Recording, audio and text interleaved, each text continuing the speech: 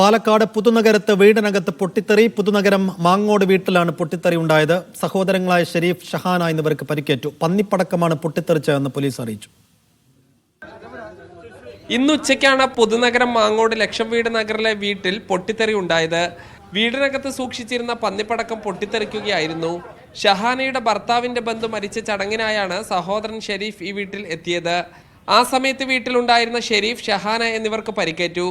സ്ഫോടനത്തിന് പിന്നിൽ SDPI പ്രവർത്തകരാണെന്ന് ward മെമ്പറും BJP നേതാവുമായ രഘുമാസ്റ്റർ ആരോപിച്ചു. ഒന്നുകിൽ മുഹമ്മദ് ഇടയിലായിരിക്കാം ഈ സ്ഫോടനം ഉണ്ടായത്, അതല്ല എങ്കിൽ ഇവർ സൂക്ഷിച്ചു വെച്ച ബോംബായിരിക്കും പൊട്ടിയത്. ഇതൊരിക്കലും ഗ്യാസ് സ്റ്റവ് പൊട്ടിയതല്ല.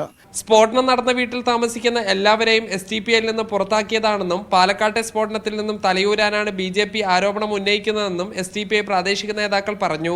പാലക്കാട് നടന്ന സംഭവം എല്ലാവർക്കും കൃത്യമായിട്ട് അറിയാലോ. അപ്പൊ അതിനെതിരെ ഒരു പകപോക്കൽ എന്നതിന്റെ പേരിലാണ് മൂപ്പര് ആരോപണം ഉന്നയിച്ചതെന്നാണ് എനിക്ക് തോന്നുന്നത്. ഇത്ര പ്രവർത്തകരെ നമ്മൾ പാർട്ടിയിൽ നിന്ന് അച്ചടക്ക നടപടിയുടെ പേരിൽ പുറത്താക്കിയെന്ന് കൃത്യമായിട്ട് പോലീസിലും റിപ്പോർട്ട് ചെയ്ത സംഗതിയാണ്. Puthunagaram police, bomb squad, dog squad, forensic ഉദ്യോഗസ്ഥർ എന്നിവർ പരിശോധന നടത്തി.